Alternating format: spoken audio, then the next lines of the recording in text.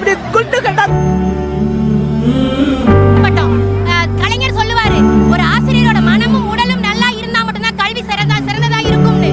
ஆனா இங்க எங்களோட மனமும் உடலும் வேதனையில தான் இருக்கு 16 வருஷமா. இதுக்கு மேல எங்களுக்கு போராடுறதுக்கு திறனே இல்ல. வழியில தான் சார் போராடணும். ஆனா இன்னைக்கு ரொம்ப அதாவது கொடுத்த வாக்குறுதி தான் கேட்க வந்த எங்களை ரொம்ப அடக்குமுறை பண்றாங்க சார். அதாவது கையை பிடிச்சி இழுக்கிறாங்க சார். மறுநாள் பாத்தீங்கன்னா எங்களால நடக்க முடியறது இல்ல.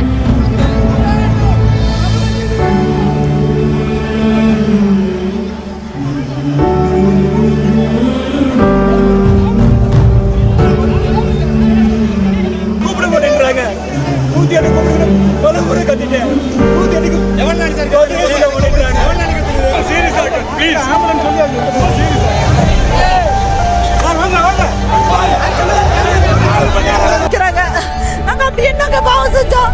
எங்களோட ஊதியத்தை தரங்க. மக்களுக்கு ஒண்ணுன்னா இந்த விஜய் வந்து நிப்பா, இந்த விஜய் வந்து கேள்வி கேட்பா.